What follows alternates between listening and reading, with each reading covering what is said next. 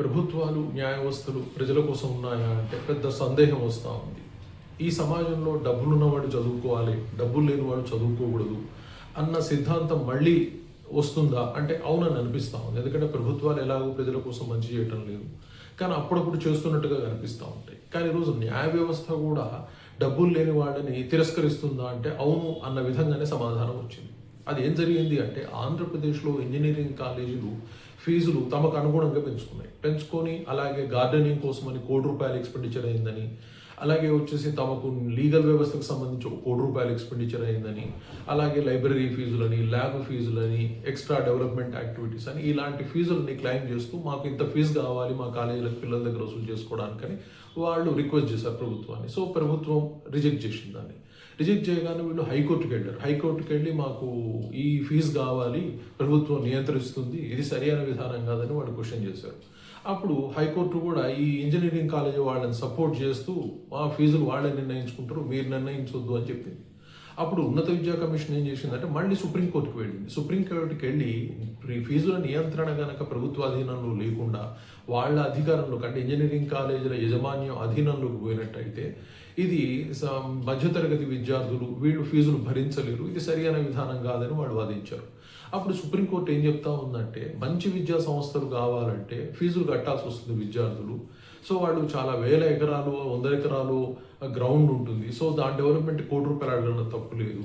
అలాగే వాళ్ళు న్యాయవాదుల అవసరం చాలా ఉంది కాబట్టి అది కూడా ₹1 అడగడంలో తప్పు లేదు. చిన్న చిన్న స్కూల్స్ కూడా ఏదో యాన్యువల్ డేలని ఆ ఫంక్షన్ అని ఈ ఫంక్షన్ డబ్బులు తీసుకుంటా ఉన్నాయి. మరి అలాంటప్పుడు ఇంజనీరింగ్ లాంటి వ్యవస్థ లైబ్రరీ అని, ల్యాబ్ అని, డెవలప్మెంట్ యాక్టివిటీస్ అని ఇలాంటి ఫీజులు తీసుకుంటే తప్పే ఉంది. సో ఫీజు నియంత్రణ మీరెట్లా చేస్తారు? ఇంజనీరింగ్ కాలేజీ వాళ్ళు మాత్రమే ఫీజులు పెంచుకోగలుగుతారు, వాళ్ళ నిర్ణయం ప్రకారమే ఫీజులు ఉండాలి, డబ్బులున్న వాళ్ళు మాత్రమే చదవాలన్న విధంగా వ్యాఖ్యానం చేసింది. సో ఓవరాల్గా ఇప్పుడు మంచి కాలేజీలో చదవడానికి డబ్బులు పెట్టాలి అంటే ఇప్పుడు న్యాయ వ్యవస్థనే సమర్థిస్తున్నట్టుగా మంచి కాలేజీలు కొన్ని, మంచి కాలేజీలు కానివి కొన్ని, అంటే మంచి కాలేజీలు కానివి అని అన్నప్పుడు వాటికి పర్మిషన్లు ఎందుకు ఇస్తా ఉన్నారు అనేది ప్రశ్నించాల్సి అవసరం. అంతేగాని న్యాయ వ్యవస్థనే మంచి కాలేజీలు కాని వాళ్ళల్లో తక్కువ ఫీజులు కట్టండి, మంచి కాలేజీకి ఎక్కువ ఫీజులు కట్టండి, వాళ్ళు ఫీజులు పెంచుకుంటారు అంటే మరి విద్యా వ్యవస్థలో మంచి చెడు అని 2 భాగాలు ఎందుకు విభజిస్తున్నారు? ఇది ప్రశ్నించాల్సిన వ్యవస్థ న్యాయ వ్యవస్థ నుంచి. అది మానేసి ఈరోజు మంచి కాలేజీ కావాలంటే ఎక్కువ ఫీజు కట్టాలి కాబట్టి వాళ్ళు ఫీజులు డిసైడ్ చేసుకుంటారు. గ్రామీణ వ్యవస్థలో పిల్లలు జాయిన్ అవ్వటం లేదు, వాళ్ళకి నష్టం వస్తూ ఉంది. గ్రామీణ వ్యవస్థతో ఉన్న ఇంజనీరింగ్ కాలేజీలని పట్టణ వ్యవస్థతో ఉన్న ఇంజనీరింగ్ కాలేజీని పోల్చలేము, వీళ్ళ ఖర్చులు ఎక్కువ. ఇవన్నీ ఎవరి బాధ్యతలు?